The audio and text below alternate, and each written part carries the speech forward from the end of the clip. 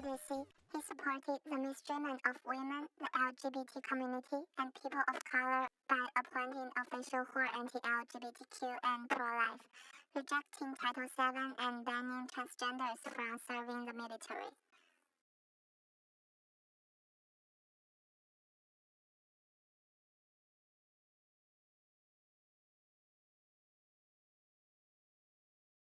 No, usually what happens is we just had, and I did participate, I'm not high enough up on the level of the state Democratic Party, but what we do is we have representatives from all of the districts in Los Angeles, and well, all of California basically.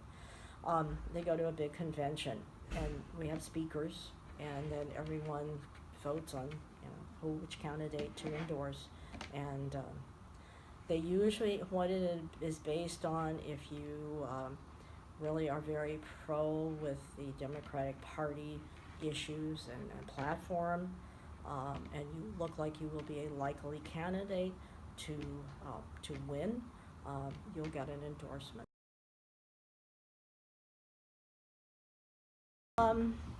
Well, he's a definitely a television media guy. He's going to milk it for everything that he can, and I think that what we're going to have to do as the opposition, we're going to have some really good candidates that can really stand up to that kind of thing, because he's all about television and all about the media.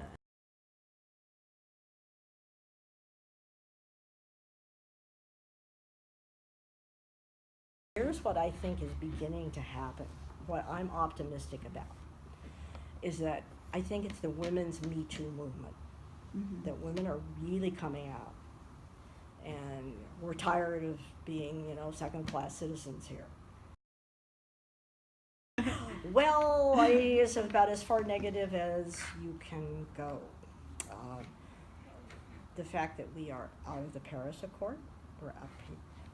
Scott Pruitt, who is head of the Environmental Protection Agency, is trying to get away with literally, we don't know what, because he had his whole office soundproof, and hardly anybody is allowed in there. It's like a black hole. They're taking away a lot of the controls over oil drilling and fracking and coal mining. My parents were both very active in the civil rights movement, and from a very young age, they took us everywhere they went. We rarely had a babysitter, except when my grandmother would come to live with us, and then we'd stay home with her. But we'd go to fair housing meetings with them, or voter registration meetings with them, or sit and listen to them and their friends as they gathered to talk about Martin Luther King and the things that he was doing, or Malcolm X, or some of the other very active and dynamic leaders in the 60s.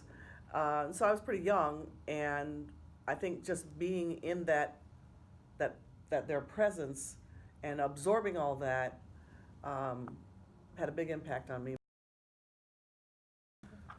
Yeah, well, as a woman in politics, a lot of people feel that politics has a lot of sexism in it.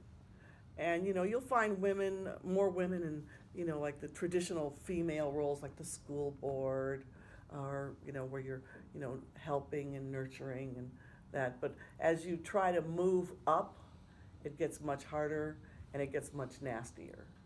I'm going through something right now where several elected officials are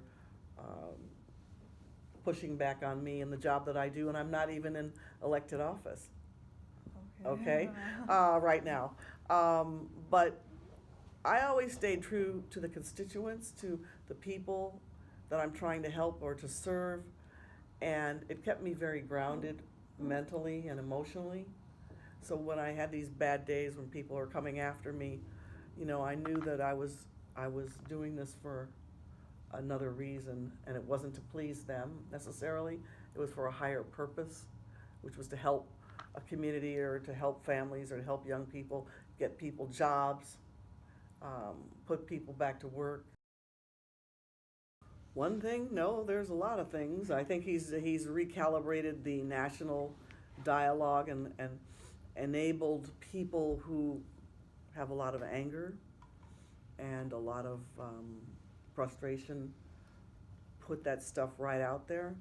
I think growing up as an African American woman in this country, and starting out in the Midwest, I was always very aware of that. So none of this is a surprise to me. You know,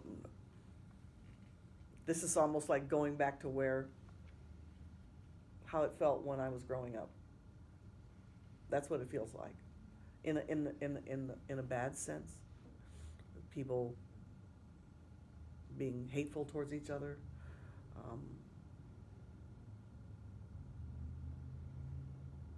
shooting at each other, calling third world countries names,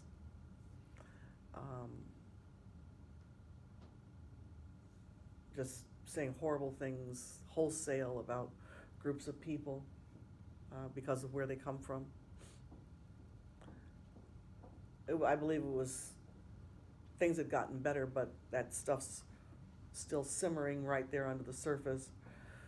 And you know, he lifted the lid on the pot, and it's kind of all bubbling out right now. And he has used that to his advantage. And that's a dangerous thing. And it's a very bad direction to take our country. But we don't have to accept it.